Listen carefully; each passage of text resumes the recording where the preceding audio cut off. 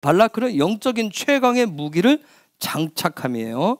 어떻게 말하면 오늘 이 시대에 핵폭탄 얘기하는데 영적인 최강의 핵폭탄입니다. 가장 큰 그분을 가르쳐주는 부분이에요.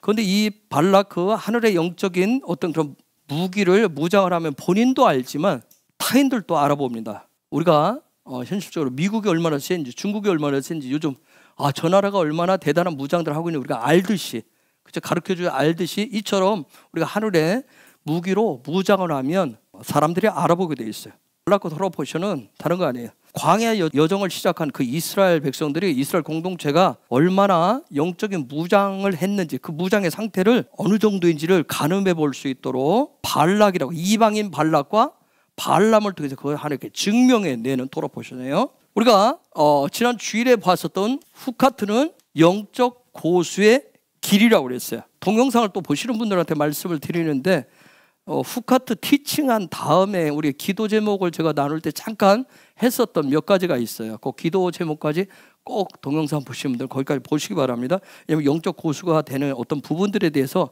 실질적인 어떤 자세한 품목들인데 우리도 티칭을 다 안 했기 때문에 그래서 그 부분을 꼭 보셔야 돼요. 어떻게 말하면 무공으로 말하면 영적인 초식에 대한 부분들이기 때문에 그걸 참고하시기 바랍니다. 우리가 때문에 어떤 영적 고수가 되는 데 있어서 가장 중요한 것은 항상 강조하지만 기본기. 그리고 그 다음은 질서입니다. 질서. 자, 하나님이 이끄신 대로 따라갔었던 이스라엘 백성들.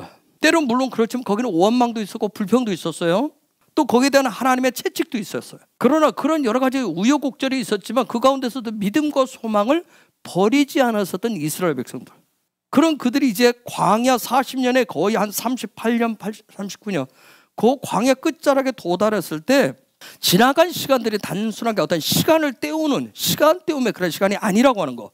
그런 과정을 통해서 하나님 훈련을 시키셨고 그들의 이제 하나님의 어떤 킹덤의 비전을 성취하기에 합당한 어느 수준에 도달했다라고 하는 거.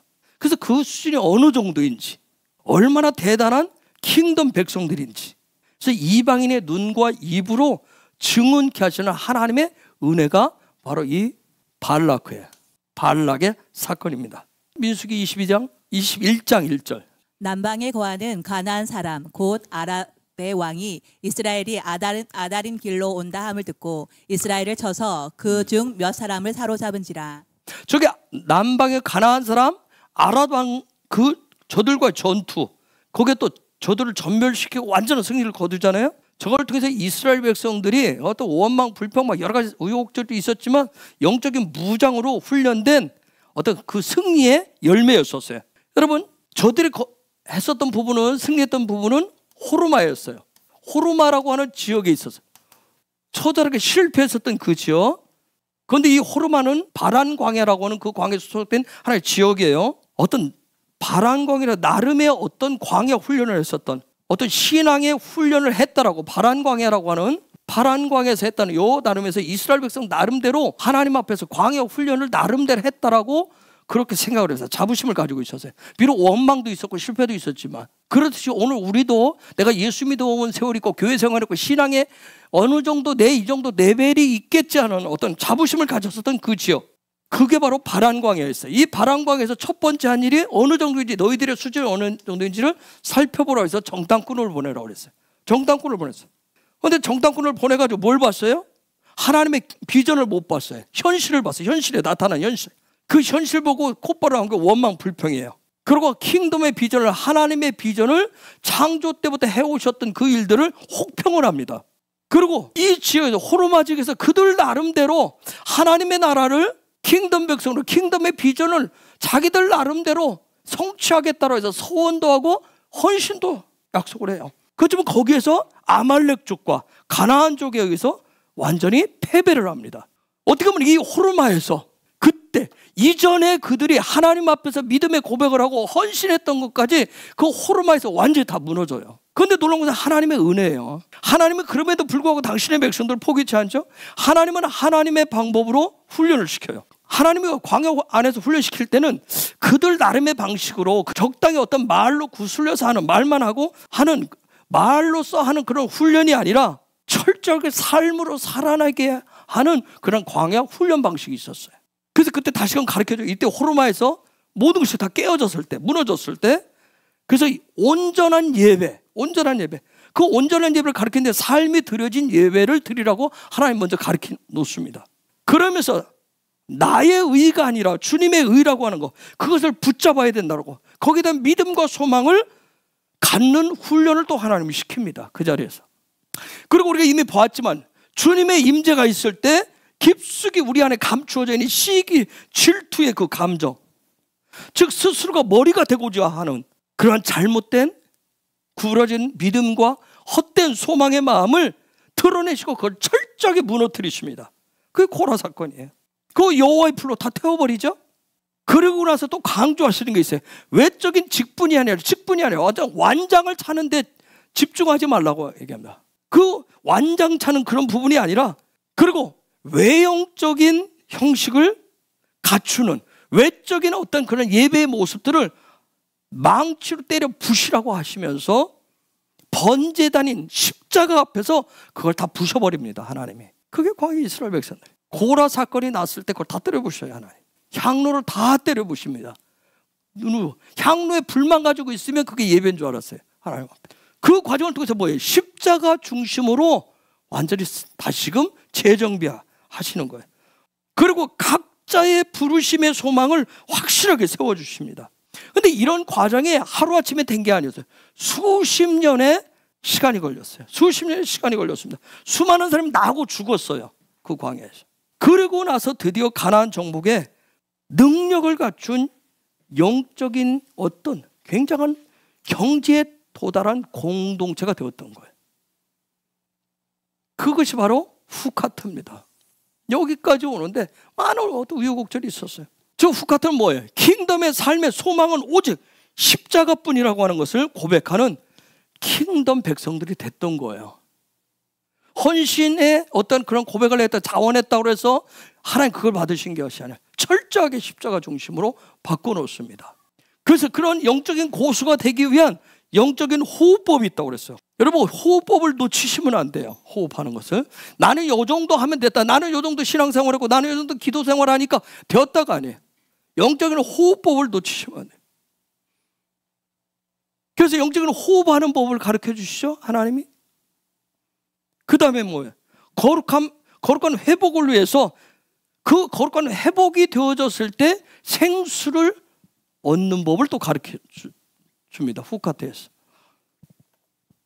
그리고 거기서 하나 근절시키는 게 뭐냐면 흉내내지 말라는 거예요. 신용하지 말라는 거예요. 남이 저렇게 하니까 기도하는 척, 믿음하는 척, 예배하는 찬양하는 척 하지 말라는 거예요. 그런 신용과 흉내를 가지고는 영적인 고수가 될 수가 없다라고 하는 거예요.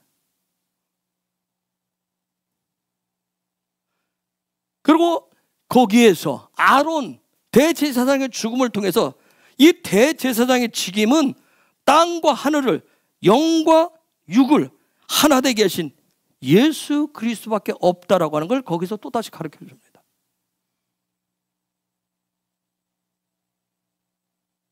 여기까지 영적인 고수가 되는데 제가 이렇게 표현해서 미안해요. 4가지 초식을 정확하게 하나님 가르쳐 줍니다. 고수가 쓰는 4가지의 방법. 요 4가지까지 훈련을 했을 때 요 4가지를 시험해 본 장소가 어디예요? 호르마에 깨졌던 그 장소. 그래서 아라드 왕가의 전쟁을 거기서 하죠. 여러분, 아라드라고 하는 아라드 왕자, 이 아라드 왕가의 전쟁을 해요. 요 아라드라는 뜻이 뭐냐면 들락이라는 뜻입니다. 들락이라는 뜻이에요. 여러분, 들락이처럼 산 사람이 있었어요. 풀 뜯어먹고 산 왕이 있으면. 혹시 기억나시는 분 있어요?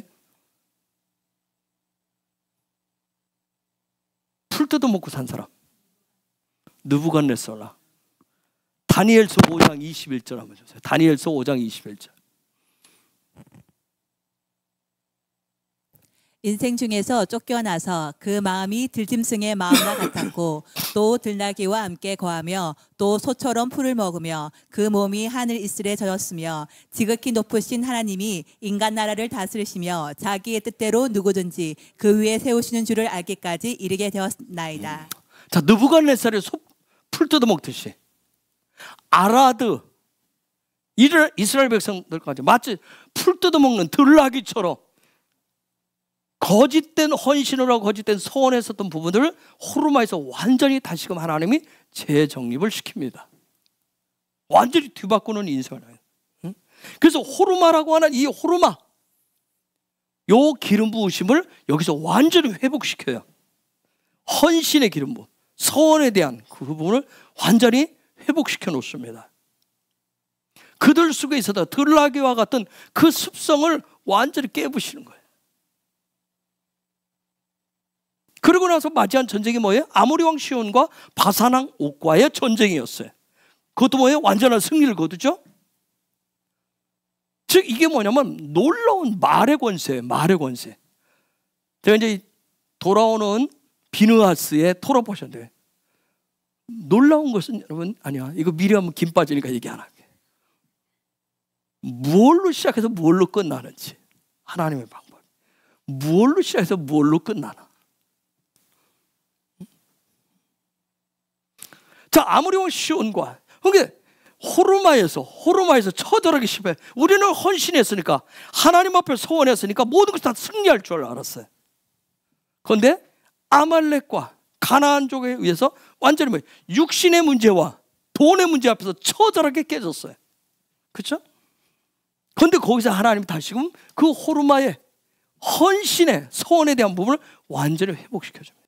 일으켜주시는, 이게 하나님 놀라운 은혜예요. 여러분, 이런 걸 보면서 우리가 뭘 볼 수 있냐면, 광야라고 하는 것은 고독과 싸우는 그런 전쟁터가 아니라 킹덤의 백성으로서 영적인 최고봉을 무장시키는 어떤 믿음과 소망의 삶의 현장이 광야라는 점이에요. 우리가 광야를 히브리어로 뭐라고 그래? 베미드 바르라고 얘기하죠.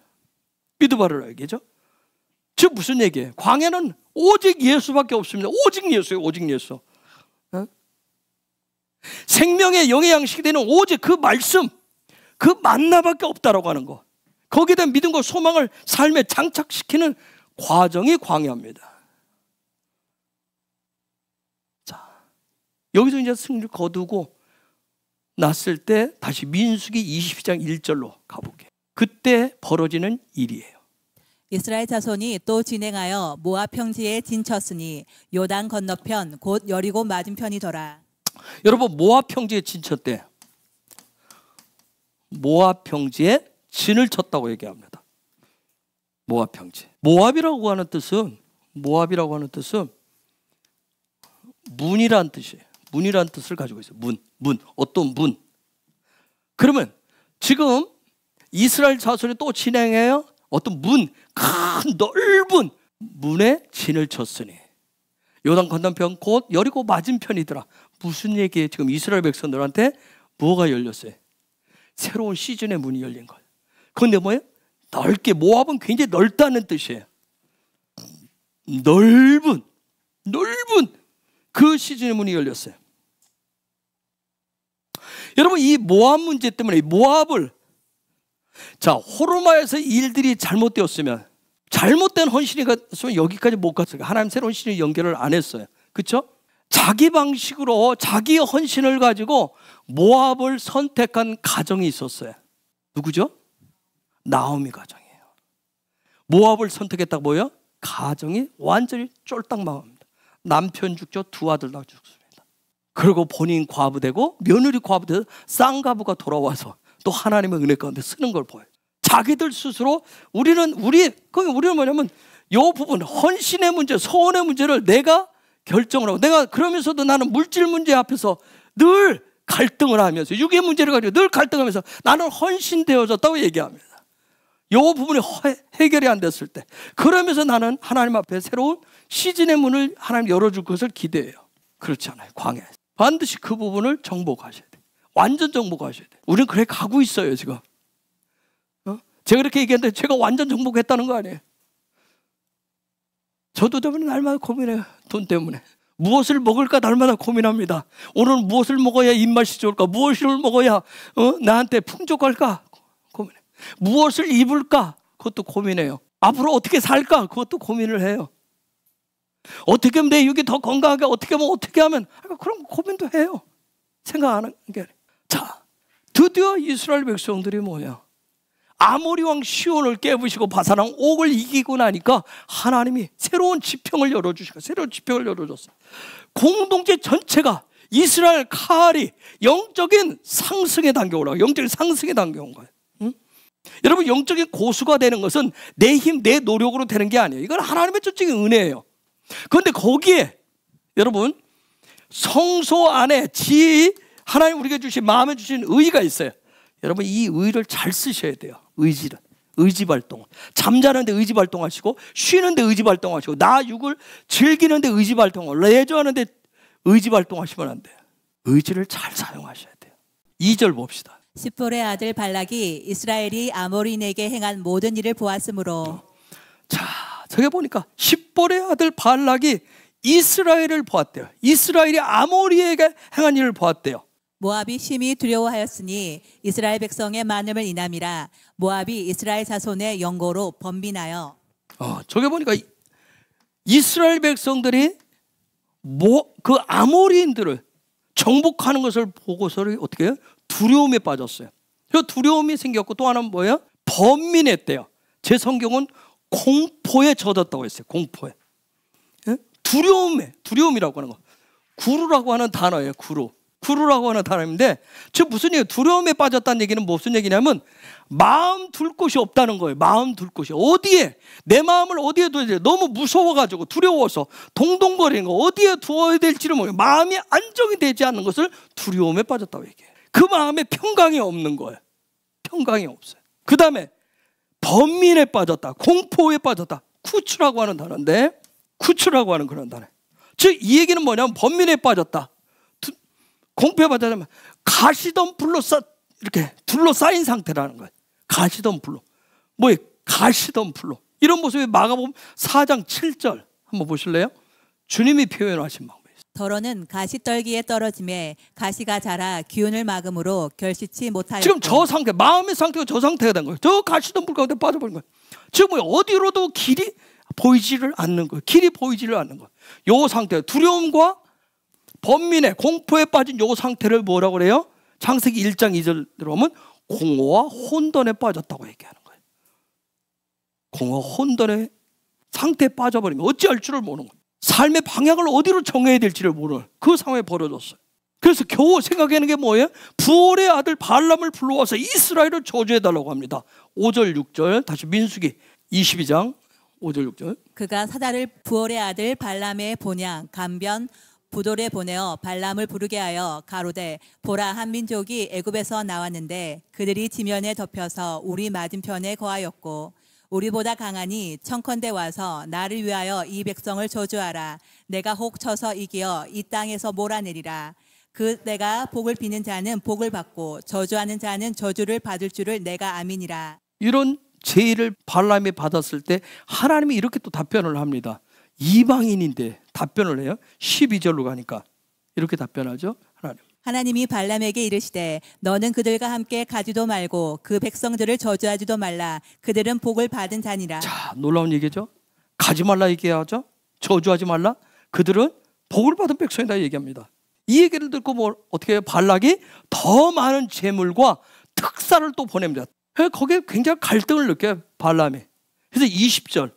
밤에 하나님이 발람에게 임하여 이르시되 그 사람들이 너를 부르러 왔거든 일어나 함께 가라. 그러나 내가 너에게 이르는 말만 준행할지니라. 그래서 하나님이 가라고 얘기하시죠. 여러분, 가지 말라고 그랬다. 이스라엘은 복받은 백성이다. 그런데 또 하나님이 발람이 갈등한다고 또 가라고 하십니다. 참 이해하기 어려운 부분이에요. 그렇죠? 저 부분. 여러분, 왜 하나님이 왜 가라고 하셨을까요? 이 지금 흐름 패턴대로 하면 내 백성이, 이스라엘 백성이 어느 백성인지, 발람 정도가 가서 저주한다고 그래서 무너지고 깨어지고 쓰러질 백성이 아니라고 하는 거, 영적인 어느 단계에 올라가 있는 그런 영적인 고수의 반열에 올라가 있는 그 백성이라고 하는 것을 드러내시려고 지금 이제 하나님 또 일을 하시는 거예요. 그래서 가라고 하셨으니까 발람 가려고 그러죠. 그 다음 장 9절에 보면 또 황망한 일이 생깁니다.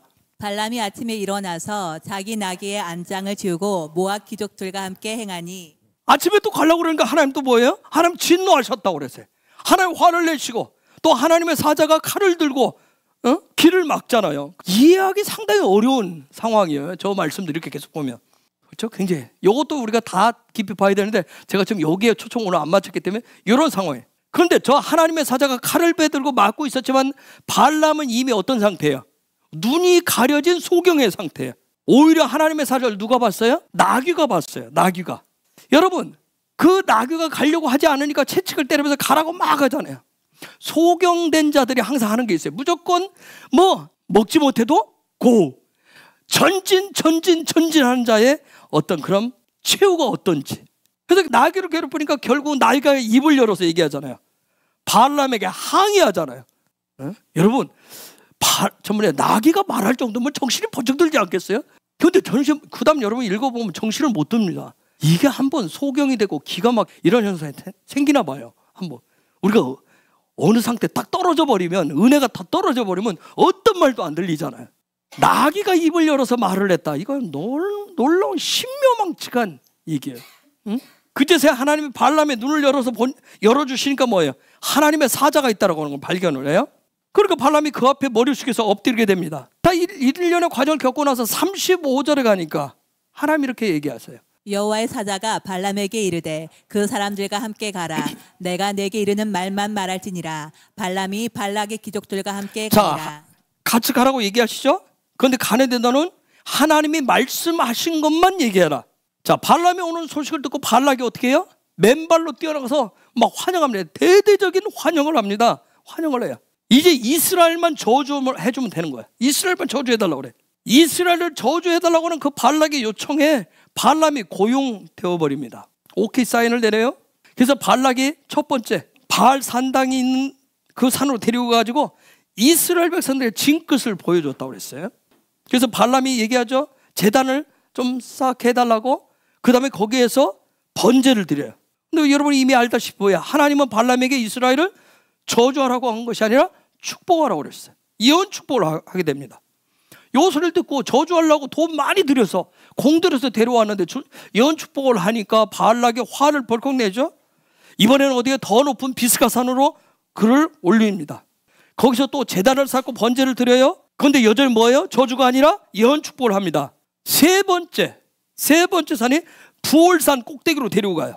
거기서 똑같이 제단을 쌓아요. 번제를 드려요. 근데 그때 하나님의 영이 강력하게 임합니다. 그리고 저주 대신에 이스라엘 향한 예언 축복을 합니다. 자, 여기까지 하니까 화가 굉장히 발락이 났겠죠? 그래서 다시 돌아가라고 얘기합니다. 그런데 이때 발람이 또 예언을 합니다. 예언을 하는데 어떤 예언을 하냐면 발락에 대해서 예언을 하고요. 그 다음에 생뚱맞죠? 아말렉과 가인 족속, 겐 족속이라고 되네. 겐 족속을 향해서 예언을 합니다.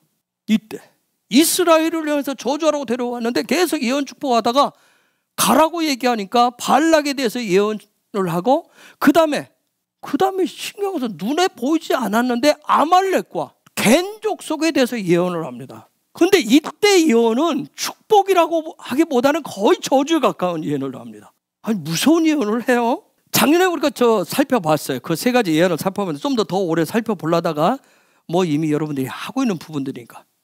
자, 광야 어느 정도 하나님의 코스를 정한 것을 광야 훈련을 거의 끝마친 이스라엘 백성들. 그런 이스라엘 백성들을 하나님이 우리를 광야 안으로 끌어넣어서 하나님의 방식으로 광야 훈련을 시켰을 때 그거 거의 수료식을 할 지점에 왔을 때 영적 수준이 어느 정도인지를 평가하는 평가서가 뭐냐면 예언 축복. 그걸 어느 정도인지를 딱 보여준단 말이에요. 발람을. 자, 이스라엘 백성들에게 지금 무장되어 있었어요. 무장되어 있는 어떤 예언자적이고 선지자적인 어떤 칼 공동체라고 하는 거. 그 백성들의 어떤 영적인 수준이 어느 정도인지를 지금 외부인을 통해서 보여줬어요. 여러분, 첫 번째, 두 번째, 세 번째 그 예언 축복을 들여다보면, 깊이 있게 들여다보면 마지막 대부흥을 기다리는 오늘 이 시대의 킹덤 백성들이 예언 축복을 무장을 했을 때 얼마나 놀랍고 위대한 파괴력이 있는지, 위용을 갖추는지를 알려주는 게 첫 번째, 두 번째, 세 번째 예언 축복이에요. 이거 있죠? 아주 강력한 초특급 핵폭탄이에요. 핵폭탄. 어떤 분은 열방을 다 품을 수 있는 킹덤의 가장 무서운 무기예요. 그 다음에 네 번째, 발락과 아말렉과 겐 족속을 했었던 이 예언은 마지막 때를 향한 예언이에요. 마지막 때를 향한 예언인데 어떤 신바벨론 제국이 세워졌어요. 아합의 통치 시대를 어떻게 하면 일거에 무너뜨릴 수 있는지 그 얘기를 가르쳐주는 게 바로 네 번째 예언이에요. 가장 예리하고 가장 폭발력이 센 최강의 무기입니다. 저는 여러분한테 뭐냐면 우리가 예배 시간에 하잖아요. 다른 시간 어느 기회가 되면 여러분이 예배 아닌 자리 여러분의 삶이 되면 할 때가 있을 거예요. 근데 지금은 예배 시간에 하는 거예요. 그런데 훈련을 거듭하셔야 돼요. 철이 철을 날카롭게 하듯이 여러분이 거기서 굉장히 예리하게 할 수 있도록 계속 그 시간에 기도하면서 보여주고 달려 내용은 처음에 잘 못 깨달아도 들려주고 보여달라고 계속 하시고 나중에 깨달라고까지 계속 하시면 제가 오늘 이 시간에 보려고 하는 건 뭐냐면 네 번째 예언, 발락에 대한 부분이 아니고 아말렉에 대한 부분만 보려고 해요. 제가 아말렉 왜 갑자기 아말렉이 튀어나오지 여기서? 발람이 예언하는데 아말렉은 나중에 마지막 때 완전히 멸망할 것이라 얘기해요. 그 부분 한번 풀어보려고 그러는 거예요. 여러분 이스라엘 백성이 출애굽한 이후에 출애굽기 17장에 보면 누구와 전쟁을 처음 하죠? 아말렉과 전쟁을 합니다.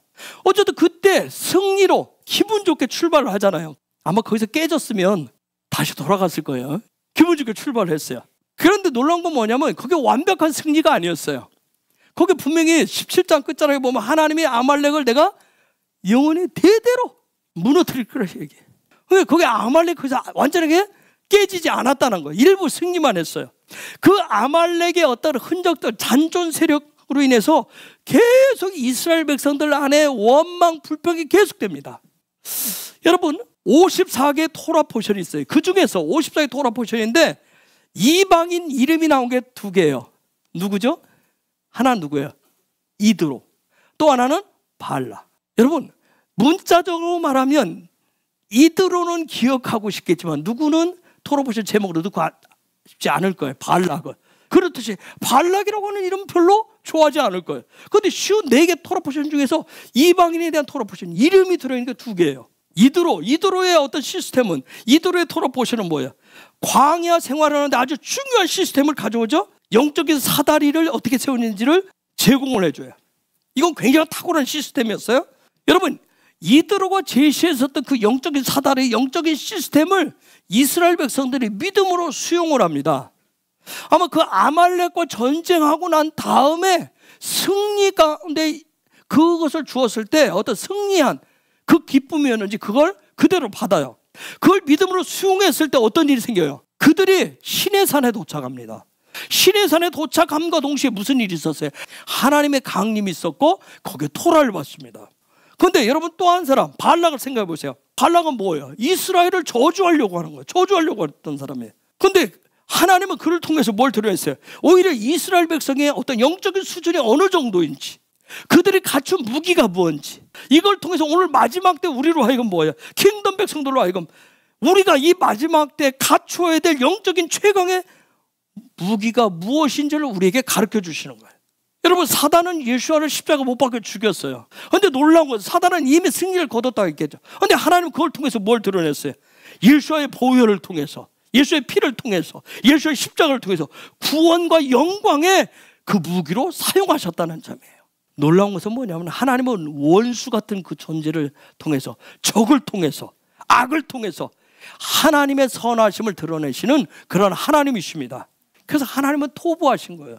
여러분 발람이 예언을 하는데 이런 예언이 있어요.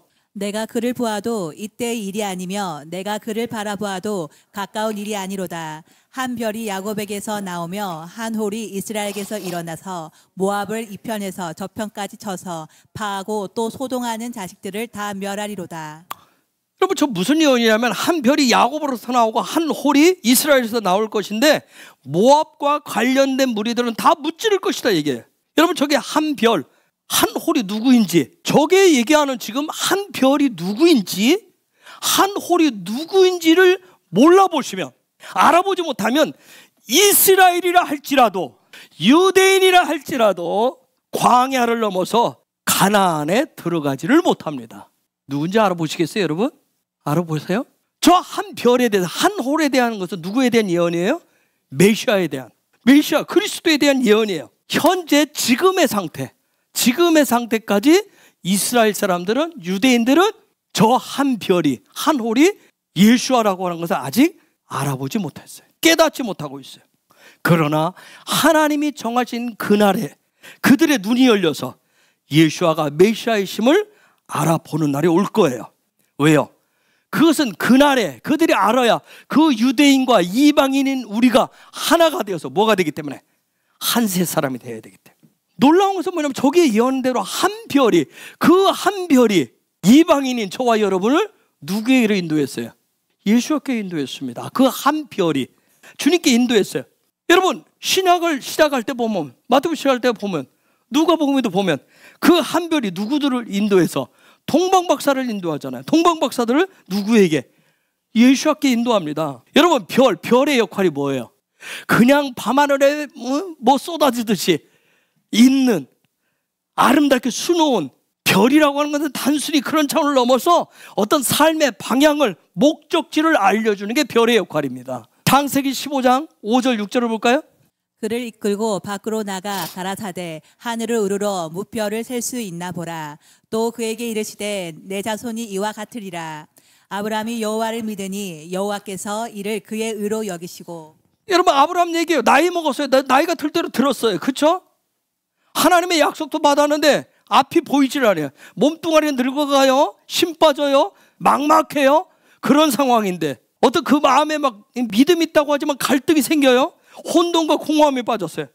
그러한 아브라함에게 삶의 분명한 방향을 가르쳐주는 게 별이었어요. 여러분 별이라고 하는 걸, 토라에서 별은 뭐냐면 갈 바 모르는 사람을 주님께로 인도하는 역할을 해요. 자, 이방인인 발람을 통해서 마지막 때 예언이 지금 선포되듯이 이스라엘이 회복되고 한세 사람을 이루는 데는 토라를 가지고 있는, 하나님의 말씀 토라를 가지고 있는 이방인들의 도움을 통해서 유대인들이, 이스라엘 백성들이 깨닫게 될 거예요. 그래서 로마서 11장 25절 26절 바울이 그래서 이렇게 얘기하는 거예요. 형제들아 너희가 스스로 지혜 있다 함을 명키 위하여 이 비밀을 너희가 모르기를 내가 원치 아니하노니 이 비밀은 이방인의 충만한 소가 들어오기까지 이스라엘의 덜어는 완악하게 된 것이라. 그리하여 온 이스라엘이 구원을 얻으리라. 기록된 바 구원자가 시온에서 오사 야곱에게서 경건치 않은 것을 돌이키시겠고. 아멘. 이게 지금 한 별이에요. 발람 사건을 통해서 우리가 볼 수 있는 게 있어요.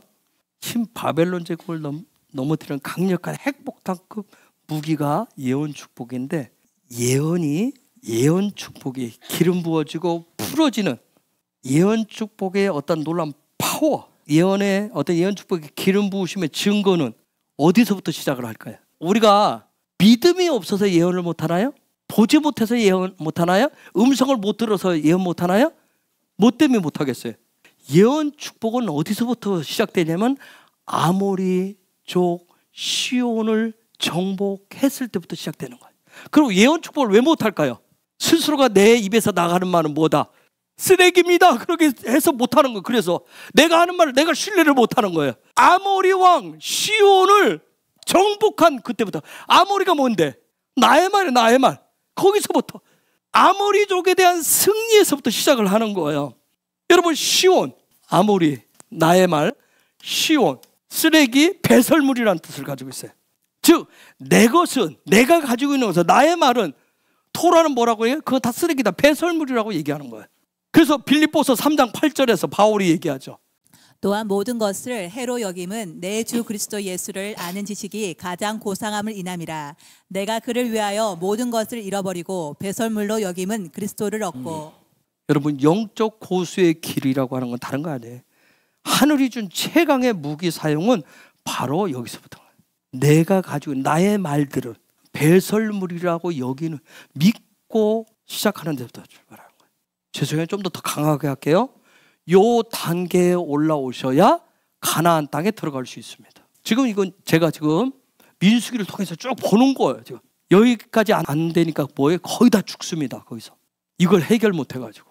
광야 여정은 다른 거 아니에요. 광야 여정을 통해서 깨닫는 그 결론은 뭐냐면 내가 하는 말들은 쓰레기고 오직 아버지에게서 나온 그 바바로 그 말씀, 예수와만이 생명의 말이라고 하는 것을 드디어 말하고 고백하기 시작하도록 하는 것이 바로 광야 훈련이에요. 광야 훈련. 이거밖에 없습니다 하는 거예요. 다 바로 요거 하기 위해서 수많은 절차를.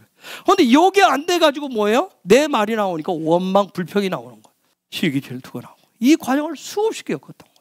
그냥 내 입에서 내 육의 것으로 하는 것들은 다 하나님 나라의 쓰레기요 배설물입니다 하고 내가 거기서 사랑을 담아서 믿음을 담아서 소망 가운데 축복의 메시지를 던지는 거예요.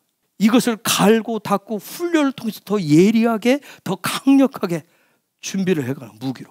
자, 이스라엘 백성들 이전에 애굽에서 배웠었던 그 경험, 그 지식들은 다 배설물로 여기고 오직 예수아로, 오직 토라로 장착해서 삶의 언어가 되게 하시는, 승리가 되게 하시는 그 여정이 바로 광야 여정이에요. 이게 장착이 되면, 이 예언의 무기가 장착이 되면, 그러면 첫 번째 마주하는 게 누구다? 모압 왕 발락을 마주하게 됩니다. 여러분, 모압 왕 발락은 앞에서 만났었던 아모리 왕 시온과는 비교가 안 되는, 어떻게 말하면 발락이 지금 하려고 하는 건 뭐예요? 저주를 왜 하려고 그래요? 왜 하려고 그러죠, 저주를? 이스라엘이 광야 훈련을 해서 여기까지 온 것을 뭐예요? 지금까지 해온 것을 숲으로 돌아가게 만들기 위한 거예요. 한 방에 지금 무너뜨리기 위한 그가 바로 발락이에요. 오늘 우리에게도 마찬가지. 마지막 시대에 우리가 살아가는데, 우리가 마지막 때 대부흥과 예수의 다시 오심을 위해서 기도하고 예배하고 해오고 막 힘들고 어려워서 막 이 과정을 때로 원망, 시기질도 불평하면서 막 이쿵저쿵 하면서 막 여기까지 왔는데, 이거를 일거에 무너뜨릴 수 있는 가장 강력한 적이 바로 모압 왕 발락이에요. 그 다음 또 누가 있죠? 이 사람 초청한 사람 누구예요? 발람, 여기 발, 여기 발. 요 단어 뜻은 공허한, 헛되게, 황폐케 하다, 무엇이 아니다, 그런 뜻을 가지고 있어요. 발락이란 뜻은 뭐예요? 뭐가 없어요? 소망이 없는 거, 소망. 광야 여정을 해왔는데, 광야 훈련을 해왔는데, 내가 예수를 여기까지 믿었는데, 내 삶을 다 바쳤는데, 막판에 가서 아무 소망이 없어. 이게 발락이에요. 이게 발락. 발람은 여러분, 요 암이 뜻이 뭐예요? 백성이란 뜻이에요. 그러면 지금 뭐예요? 백성이 아니란 얘기예요. 백성이 아니란 얘기예요. 광야 훈련을 해왔는데 내가 마지막 때 킹덤 백성으로 돌아야 이 어렵고 힘든 여정을 하고 여기까지 왔는데 백성이 아니다. 요 암이 백성인데 이게 무슨 말일까요? 내가 광야 훈련을 통해서 계속 광야를 통해서 누구를 보는 훈련을 했어요? 예수를 보는 거죠. 정말 생명의 만나 되신 그분을 바라보는 훈련을 해서 수료할 때쯤 했는데 그분을 보는 관점이 안 생겨버린 거예요. 자, 저와 여러분이 토라를 하고 있어요. 토라 이거 관점 훈련이라고 그랬어요. 상황 속에서, 모든 상황 속에서 하늘을 바라볼 수 있는, 주님을 바라볼 수 있는 관점을 훈련하는 거예요. 그런데 어떤 상황이 탁 벌어지면 갑자기 주님을 안 보고 뭘 봐요? 상황을 봐요. 현실을 봐요. 이 얘기는 뭐예요? 관점이 지금. 유치원 시절에, 초등학교 시절에, 중학교 시절에 이게 다 훈련 시절 괜찮아요.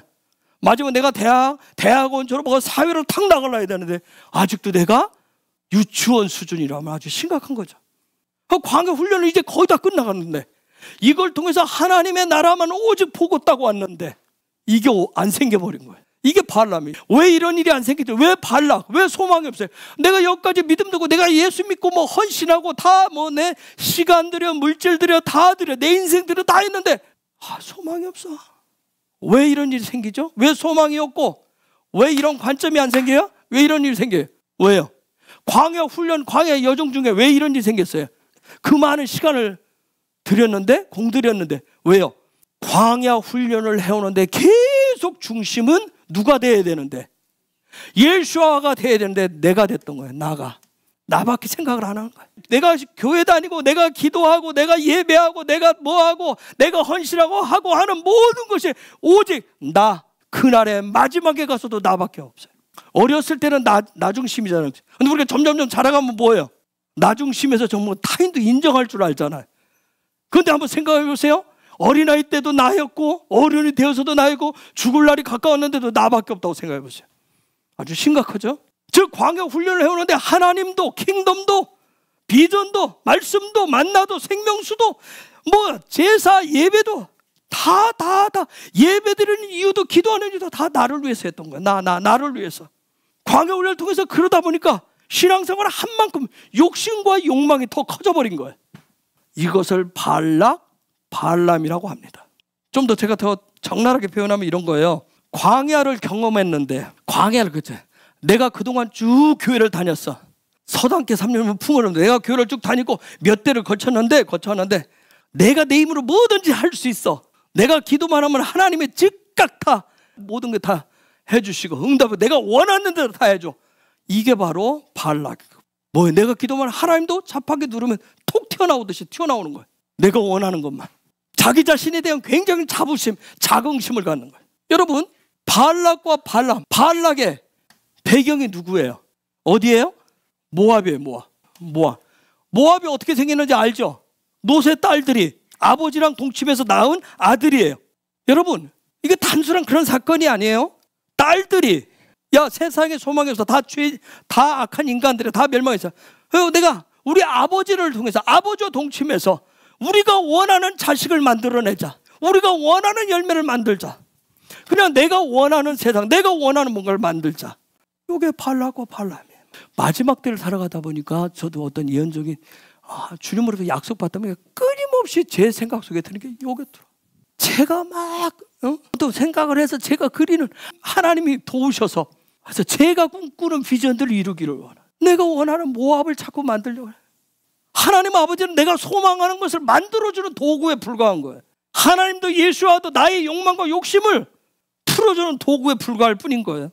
내가 꿈꾸는 그것을, 내 비전, 내 소망을 이루기 위해서는 하나님도 예수와도 그들의 존재도, 그 신의 존재도, 하나님이라고 하는 존재도, 예수라고 하는 존재 자체도 내가 결정을 해버리는 거예요. 이런 하나님, 이런 예수, 이런 신랑, 이런 왕, 내가 결정하는 거예요. 이게 발락과 발람이에요. 즉 누가 하나님이 돼버렸어요? 자기가 하나님이 돼버린 거예요. 즉 뭐예요? 내가 알고 있는 지식, 내가 알고 있는 경험, 내가 사상 가지고 있는 그 모든 것이 하나님 말씀 토라부터 다 위에 있어요. 그런데 하나님의 말씀 토라가 뭐라는 줄? 그런 사람은 뭐가 없다? 소망이 없는 자라고 얘기하는 거예요. 그런 소망이 없는 자가 누구를 끌어와요? 발람을 끌어당깁니다. 발람, 백성이 아니라고 하는 그걸 끌어와요. 내가 살아가는데 그런 게 필요한데 내 삶에 도움이 안 되면 다 뭐예요? 필요 없어. 그래서 나가라고 그러잖아요. 여러분, 킹덤 백성은 광야의 여정을 통해서 중요한 게 뭐예요? 예수와 중심으로, 말씀 중심으로 무엇을 이루어요? 에아드, 한 몸을 이루는 거예요. 한 몸을 이루는 거예요. 그런데 광야 가운데 특별히 훈련을 통해서 여기에서 모압을 끌어당겨. 우리 새로운 시즌입니다. 새로운 시즌 굉장히 좋아하잖아요. 내가 없으면 이웃도 필요 없어. 다 필요 없어요. 토라도 하나님도 다 필요 없는 거예요.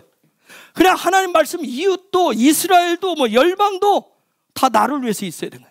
나에게 도움이 안 되면 다 필요가 없는 거예요. 예수도 필요가 없는 거예요. 나한테 도움이 안 되면. 그냥 나만 성공을 하고 나만 잘 살다가 천국 가면 돼 하는 것이 발람이에요. 발락과 발람이 합치면 뭐가 될까요? 레크와 여기에 암이 합치면 아말렉이 되는 거예요. 얘들이 어디에 언제 나타나요? 끝자락에서 깊이 숨겨져 있는데 나타나지도 않습니다. 아말렉이 얼마나 끈질긴지 몰라요. 유리 6이라고 하는 것이. 요 부분에, 그래서 지금 하나님이 발람의 입을 들어서 아말렉의 마지막에 어떻게 될 것인지를 예언하게 하셨던 거예요. 여러분, 아말렉은 항상 누구를 괴롭힐까요? 그렇죠. 이스라엘을 항상 괴롭힙니다. 사울왕을 무너뜨린 게 누구예요?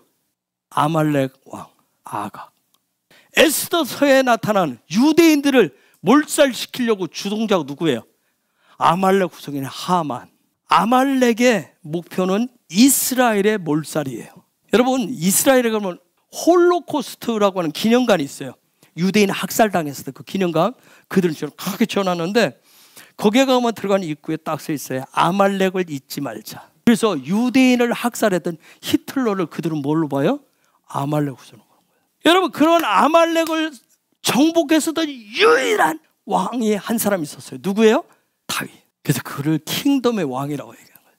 여러분, 마지막 때 우리가 대풍의 중심에 서시려면 예배, 예언, 축복, 도라, 이스라엘 등등 여러 가지 훈련을 하는데 그 훈련 속에서 저와 여러분 이 내면 깊숙이 숨어있는 그런 예언 축복 속에, 이스라엘 얘기 속에, 토라 속에 살짝 그 은거에 있는 강력한 아말렉을 끄집어내셔야 됩니다. 그래서 민수기 24장 20절 다시 한번 볼게요.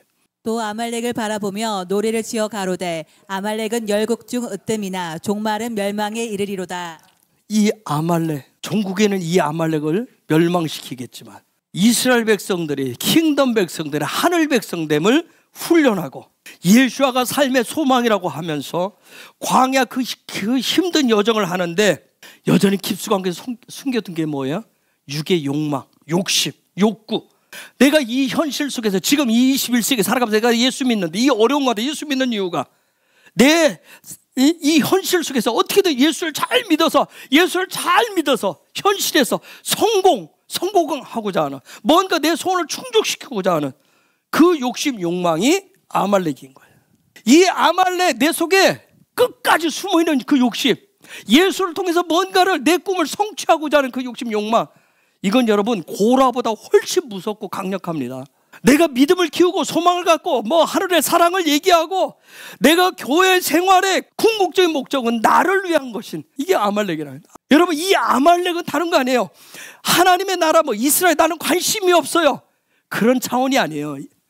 무시하고 무관심하는 차원이 아니라 이스라엘, 하나님의 나라를 무너뜨리려고 하는데 주된 목표를 세우고 있는 게 아말렉이에요. 천국 갈 때가 가까워지면 뭐가 더 많이 생기던가요? 두 가지 딱 양상이 있어요. 그게 이렇게 반복 왔다 갔다 해요. 사랑인데 요 마음이, 사랑이 넓어진 것 같은데 어느 순간에 보면 좁아져서 자기 사랑으로 굉장히 이기적이고 본인밖에 모르는 그런 사랑을 바뀌어요. 마치 굉장한 어느 때 보면 이웃을 굉장히, 주변 사람들 굉장히 사랑하는 것 같아요. 넉넉한 마음을 갖는 것 같은데 어느 순간 보면 그냥 자기밖에 몰라요.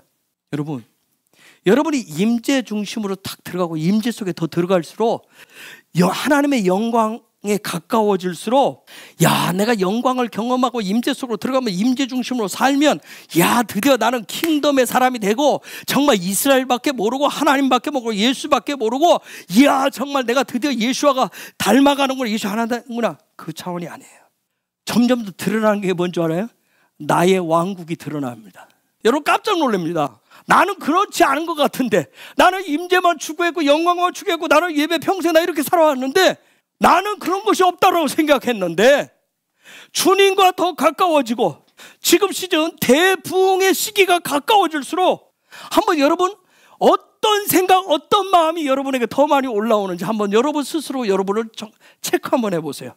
아말렉 숫자값이 70, 40, 30, 100이에요. 합치면 240이에요. 숫자값은 영적인 에너지라고 그랬어요. 이 아말렉이 하는 숫자값이 어마어마한데 240인데, 여러분이 만약 내가 하나님의 집, 이렇게 해서 내가 요 분향단의 삶을 살아서 요 언약궤, 하나님과 하나 될 수 있는, 하나님의 얼굴을 대면할 요 일들이 되어지면, 더 가까워질수록 하나님의 얼굴을 대면할수록 무슨 일이 내 마음에서 생길까요? 여러분 그냥 홀리해질 것 같아요. 드디어 내가 성육신이 체화돼서, 그래요? 여러분 광야 훈련을 거의 다 마친 끝자락인데 왜 아말렉이 갑자기 저기서 튀어나왔을까요?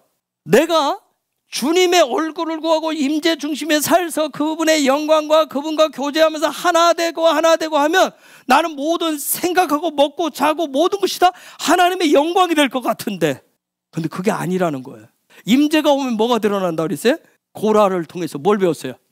시기 질투의 감정이 내 속에 있었구나 하고 깜짝 놀란다 그랬잖아요. 그런데 더 기쁜 임재, 영광을 하나 될 수 있는 그 상황이 벌어지면 내 속에 얘가 들어있는 줄 몰랐던 거예요. 이 아말렉이 있을 줄이야. 왜 그럴까요? 여러분 요 정도 되면 다 된 거 아니에요? 여러분 사단이 끝까지 포기하지 않는 게 있어요.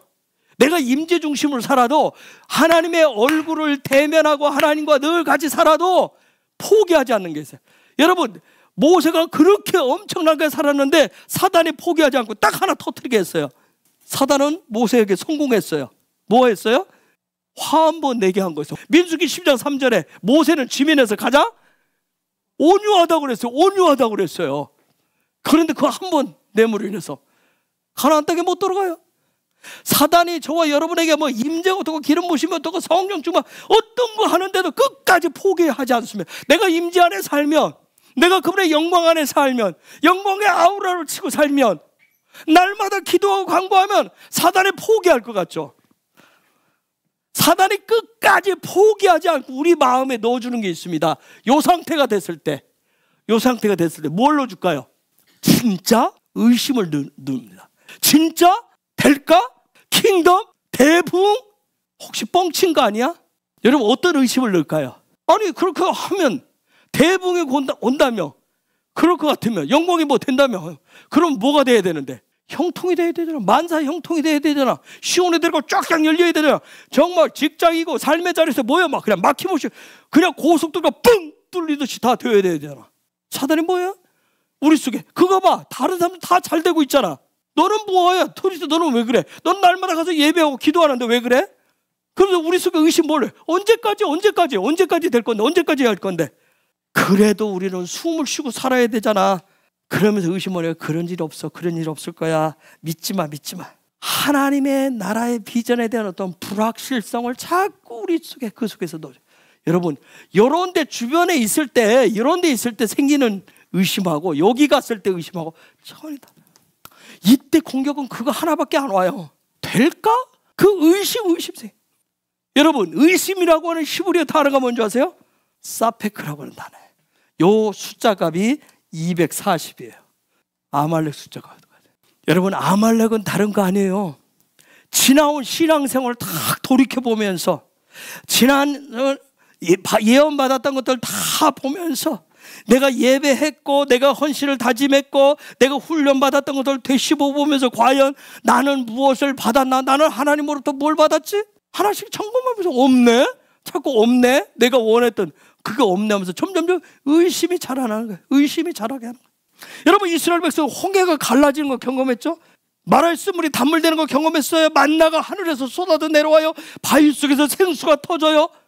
포도송이 어마어마한 걸 거두었어요? 근데 그들은 뭐라고 얘기했어요? 할렐루야보다 뭐라고 그랬어요? 왜 우리 애굽에서 데리고 나왔어? 그러면서 뭐라고 해요? 애굽으로 돌아가자! 왜 이렇게 자꾸 했을까요, 여러분? 여러분, 애굽은 몸은 힘들어요. 그런데 애굽은 이게 있어요. 몸은 힘들지만 당장 그날 뭐가 있어요? 수입이 있어요. 나에게 수익되는 게 있어요. 뭔가 내 손에 뭔가 성취감, 열매라고 하는 게 주어져요.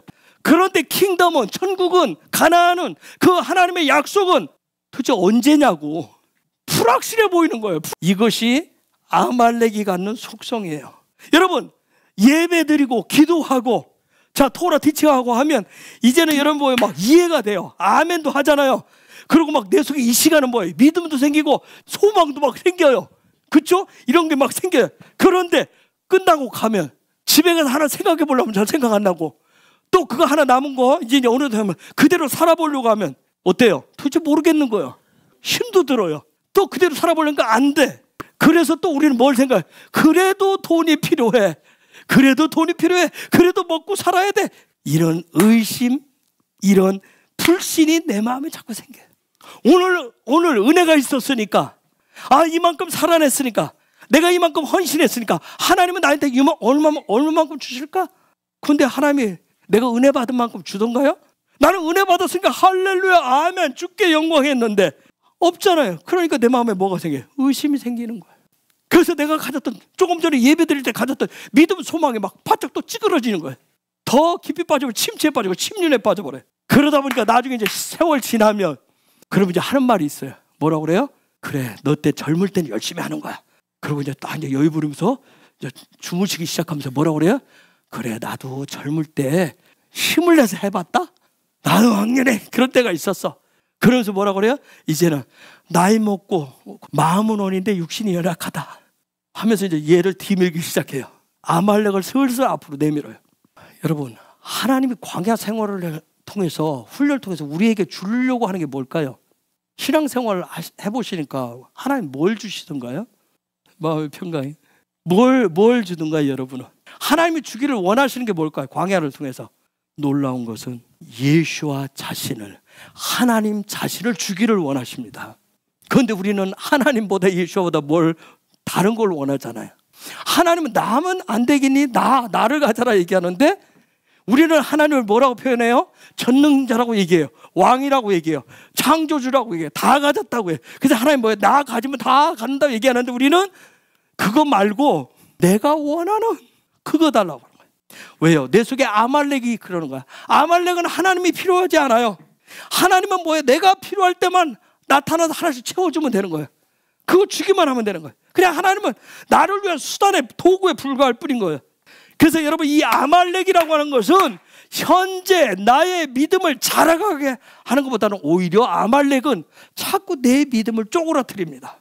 그래서 조그만 환경에 폭풍이 오면, 환란이 오면 우리는 어떻게 해요? 할렐루야 하다가도 믿음이 온데간데 없어져요. 죽겠다고 난리잖아요. 마태복음 14장 22절에서 33절 보세요.